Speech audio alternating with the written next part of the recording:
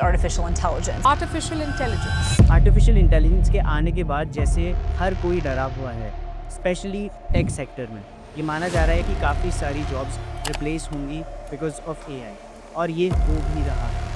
अभी रिसेंटली ही एक न्यूज़ आई है जिसमें ये बोला गया है कि टीसीएस, जो टाटा कंसल्टेंसी सर्विसेज है, one of the biggest consultancy firms in India, वो अपने 12,000 एम्प्लॉयज़ को इस साल 2025 में ले ऑफ करेगा, विच इज़ रफली about 2% of their entire global workforce.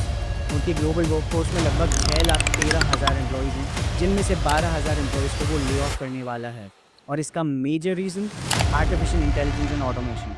Artificial intelligence इतनी तेज़ी से बढ़ रहा है हर second, even when I am recording this video, कुछ ना कुछ इसमें एडिशंस हो रहे हैं, काफ़ी ज़्यादा एडवांसमेंट्स हो रहे हैं। तो जब इतनी तेज़ी से एआई में एडवांसमेंट्स हो रहे हैं, तो ह्यूमन स्किल्स काफ़ी टाइम लगाएंगे अपडेटेड रहने में। तो टीसीएस जो है एआई को इंटीग्रेट कर रहा है अपने सिस्टम्स में, अपने सॉफ्टवेयर में, जिनकी वजह से उनके ऑपरेशंस और जो सर्विस डिलीवरी है, ये काफ़ी तेज़ी से होंगे, काफ़ी प्रोडक्टिव वे में होंगे। लेकिन इसमें एक इंटरेस्टिंग बात ये है कि ये जो ले-ऑफ्स होंगे फ्रेशर रोल्स में नहीं होंगे। ये मेजर जो इम्पैक्ट करेंगे ले-ऑफ्स, वो करेंगे मिडिल और सीनियर लेवल मैनेजर्स को, जिनकी एज भी ज़्यादा है और जिनका एक्सपीरियंस भी ज़्यादा है। बट ये वही पोजीशंस हैं मैनेजमेंट में जो कि आउटडेटेड भी हैं, स्पेसिफिकली एआई से।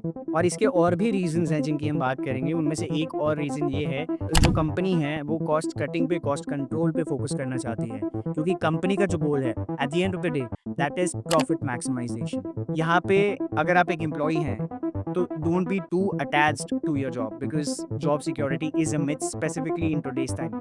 और एक और जो मेजर रीज़न है वो ये है कि जो बिजनेस मॉडल है बेसिकली टीसीएस का, वो चेंज हो रहा है। पहले एक पिरामिड मॉडल था जिसमें बेसिकली सबसे नीचे जो है वो फ्रेशर्स थे, काफ़ी ज़्यादा फ्रेशर्स थे, फिर मिडिल लेवल पे, और फिर जो है सीनियर्स और टॉप लेवल मैनेजमेंट आता था। अब क्या हो रहा है, डायमंड शेप मॉडल बन रहा है जिसमें fewer people are at the bottom, senior और मिडिल लेवल मैनेजर्स होंगे, और फिर fewer people at the top again. और इसमें जो मिडिल लेवल मैनेजर्स हैं वही सर्वाइव कर पाएंगे, जो कि स्किल्स को जल्दी से जल्दी अडेप्ट कर रहे हैं, जल्दी से जल्दी नई स्किल्स सीख रहे हैं। उसके अलावा एक और बड़ा रीज़न जो है वो ये है कि ग्लोबल डिमांड जो है टीसीएस के लिए अभी कम हो रही है। जो यूएस और यूके बेस्ड जो क्लाइंट्स थे, यूएस और यूरोप बेस्ड जो क्लाइंट्स थे, वहाँ से कम रिस्पॉन्स आ रहा है नई इन्वेस्टमेंट्स का, क्योंकि एक तो अनसर्टनिटी का माहौल है पूरी दुनिया में। ट्रम्प के टायर्स हो गए, और जो वॉर्स अभी चल रही है, उनकी वजह से एक पॉलिटिकल अनसर्टनिटी पूरी दुनिया में बनी हुई है, और रिसेशन की फेयर की वजह से भी जो है ग्लोबल डिमांड अभी कम हो रही है। जैसा कि मैंने पहले बात करी थी कॉस्ट कटिंग की, तो यहाँ पे कॉस्ट कटिंग कैसे हो रही है, जो कि मिडिल लेवल और जो सीनियर लेवल मैनेजर्स हैं, उनको अगर आप ले ऑफ कर दोगे तो उनकी जो हाई सैलरी रोल्स हैं वहाँ पे कॉस्ट कटिंग ये होगी। अगर आप स्किल्ड हो तो obviously you are going to be there, but अगर आप स्किल्ड नहीं हो तो टीसीएस से ले ऑफ्स होंगे। पर इसका मतलब ये भी नहीं है कि जहाँ एक तरफ ले ऑफ हो रहे हैं दूसरी तरफ हायरिंग नहीं होगी। टीसीएस अभी भी स्किल बेस्ड हायरिंग करने में इंटरेस्टेड है।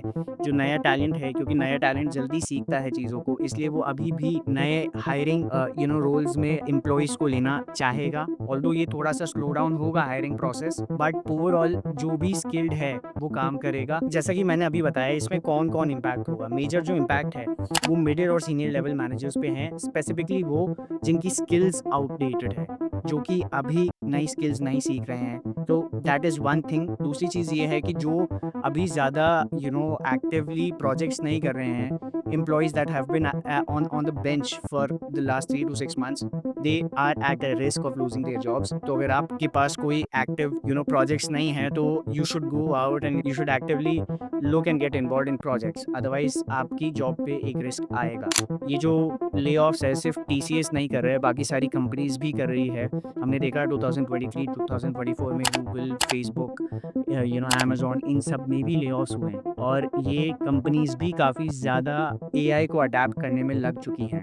हालांकि टीसीएस ये कह रहा है, टीसीएस के जो सीईओ है वो कह रहे हैं कि इंटायरली एआई की वजह से नहीं यहाँ पर ले ऑफ्स हो रहे हैं, जैसा कि मैंने बताया और भी रीजंस हैं, बट एआई एक मेजर रीजन यहाँ पे सामने आता है, because now it's easier to replace humans and just integrate artificial intelligence to get the work done. It is cheaper, it is also more efficient than humans and can work 24/7, 365 days without interruptions. हालांकि ये जो layoffs हैं, इनको replace करने के लिए जो AI related jobs हैं, वो भी काफ़ी ज़्यादा आ रही है. तो इट्स नॉट लाइक एंटायरली पूरा का पूरा टेक सेक्टर ही लेऑफ्स पे आ जाएगा और सारे एम्प्लॉयज़ कहीं न कहीं एट रिस्क होंगे. वो रिस्क पे वही होंगे जो कि स्किल्स अपडेट नहीं करते अपनी, स्पेसिफिकली एआई और मशीन लर्निंग से रिलेटेड. बट यहाँ पे ये भी पूछना होगा, यहाँ पे ये भी देखना होगा कि टीसीएस क्या कर रहा है जिन लोगों को, जिन एम्प्लॉयज़ को वो ले ऑफ करने की सोच रहा है या ले ऑफ करेगा. सबसे पहली चीज़ ये है कि आउट प्लेसमेंट अपॉर्चुनिटीज़ ढूंढ रहा है टीसीएस, जो कि उसके जो भी पार्टनर्स है टीसीएस के, वहाँ पे अगर कोई जॉब ओपनिंग्स हैं तो जो एम्प्लॉयज़ को वो ले ऑफ करने की सोच रहे हैं, तो वहाँ पे वो उनको एक अपॉर्चुनिटी तो ज़रूर प्रोवाइड करने की कोशिश करेंगे.